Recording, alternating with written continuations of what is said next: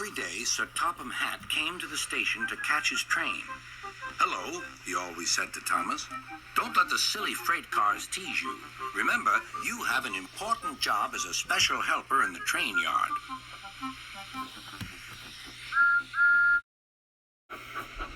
There were lots of freight cars, and Thomas worked very hard pushing and pulling them into place. There was also a small coach and two strange things his driver called cranes.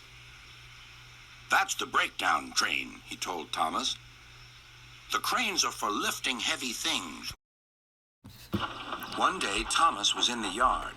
Suddenly, he heard an engine whistling. "Help! Help!" A freight train came rushing through much too fast. The engine was James, and he was frightened.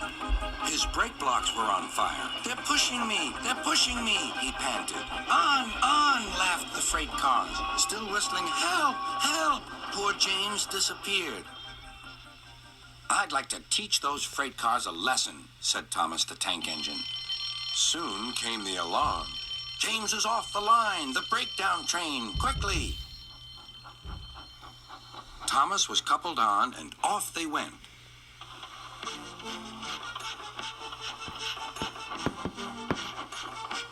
Thomas worked his hardest. "Hurry, hurry, hurry," he puffed. He wasn't pretending to be like Gordon. He really meant it. "Bother those freight cars and their tricks. I hope poor James isn't hurt." James's driver and firemen were feeling him all over to see if he was hurt.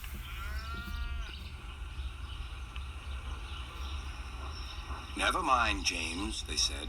"It was those silly freight cars and your old wooden brakes that caused the accident."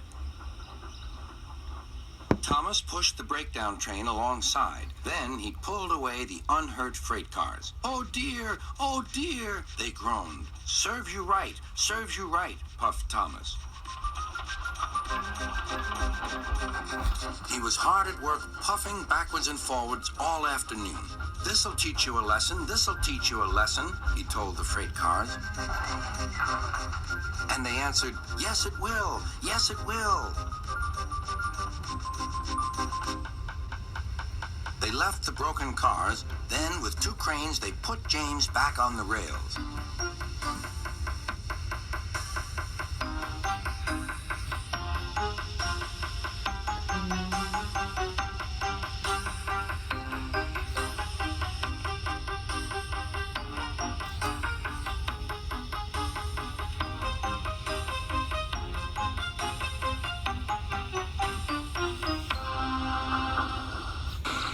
He tried to move, but he couldn't, so Thomas helped him back to the shed.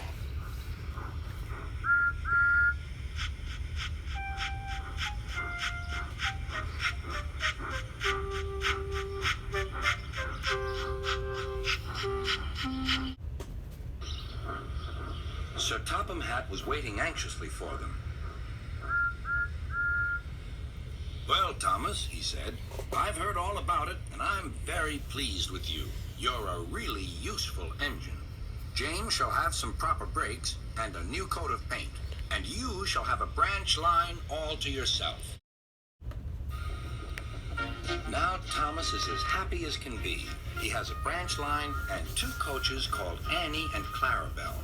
He puffs proudly backwards and forwards with them all day.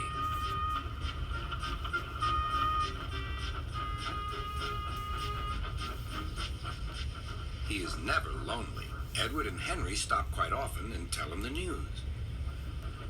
Gordon is always in a hurry, but never forgets to say boop, boop, and Thomas always whistles beep, beep in return.